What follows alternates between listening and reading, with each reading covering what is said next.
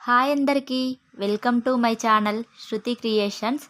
నేనైతే ఈరోజు పీతల కర్రీ వండుతున్నాను, చూపిస్తా చూడండి.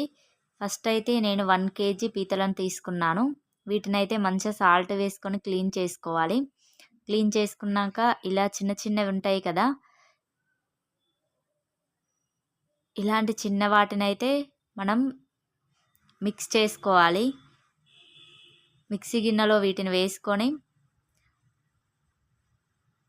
ఇందులోనైతే మనం వాటర్ వేసుకుంటూ మిక్సీ పట్టాలి. ఇదే మంచి గ్రేవీ వస్తుంది దీంతోటే ఈ కర్రీలో. ఫస్ట్ అయితే ఇలా వాటర్ మిక్స్ చేసిన గ్రేవీని అయితే మనం జాలీలో వేసుకొని పంపుకోవాలి. ఒక గిన్నెలోకి తీసుకోవాలి అది మొత్తము. అది మాత్రం కర్రీలో పడకుండా చేసుకోండి. ఫస్ట్ అయితే ఒక చిన్న కడాయి పెట్టుకొని అందులో మెంతులు ఒక 1/2 టీ స్పూన్ వేసాను, జీలకర్ర 1/2 టీ స్పూన్ తీసుకున్నా. వాటినైతే మంచిగా వేగనివ్వాలి.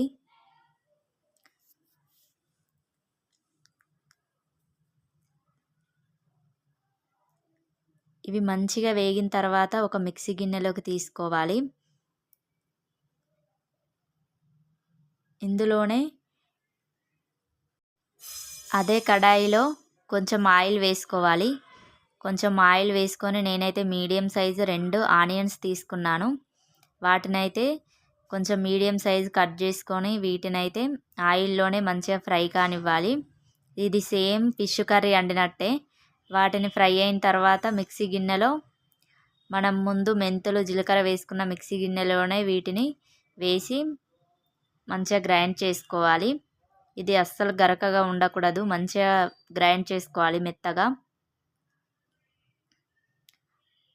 ఇందులోనైతే వాటర్ అస్సలు వేయద్దు, ఆనియన్తోనే మెత్తగా అవుతుంది అది. తర్వాత ఒక పెద్ద కడాయి పెట్టుకున్నాను. అందులోనైతే నేను 1/2 కప్ ఆయిల్ వేసాను, ఎందుకంటే ఇందులో ఆయిల్ ఎక్కువనే పడుతుంది కదా, అందుకే నేను కొంచెం ఎక్కువనే ఆయిల్ వేసాను. తర్వాత ఈ ఆనియన్ పేస్ట్ ఉంది కదా, దాన్ని వేసాను. దీన్నైతే మంచిగా ఆయిల్లో ఫ్రై కానివ్వాలి. తర్వాత అల్లం పేస్ట్ వేసా.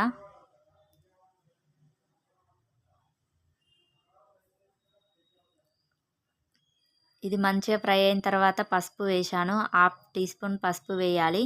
తర్వాత కారం అయితే కొంచెం ఎక్కువనే వేసుకోవాలి నాన్ వెజ్లలో. నేనైతే కొంచెం పెద్ద స్పూన్తో 2 స్పూన్లు తీసుకున్నాను.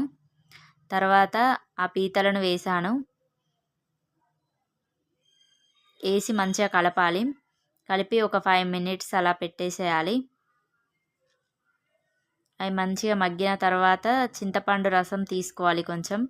ఆ చింతపండు పులుసును అయితే కొంచెం వేయాలి అందులో.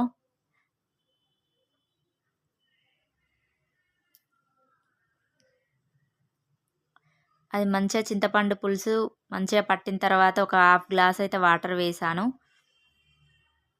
వాటర్ వేసి వాటిని అయితే మంచిగా ఉడకనివ్వాలి. తర్వాత ఇందులో మనం మిక్స్ చేసుకున్న వాటర్ ఉన్నాయి కదా పీతలను, ఆ వాటర్ అయితే వేసుకోవాలి. వీటితోనే మంచి టేస్ట్ వస్తుంది ఈ కర్రీకి. ఇవైతే మంచిగా ఉడకాలి. ఉడికేంత వరకు మంచిగా ఉడకబెట్టి వాటిలోనైతే 2 స్పూన్ల ధనియా పౌడర్ వేస్తున్నాను. ఇందులో అన్నీ కొంచెం ఎక్కువనే మసాలాలు వేసుకోవాలి, లేకపోతే స్మెల్ వస్తుంది వీటిలో. తర్వాత 2 స్పూన్ల సాల్ట్ వేసాను. సాల్ట్ అయితే తగినంత వేసుకోండి, నేను ఎక్కువ కర్రీ చేశాను కాబట్టి ఎక్కువ వేస్తున్నాను. అంతే అండి, ఎంతో టేస్టీగా ఉండే పీతల కూర ready. Thank you for watching అండి.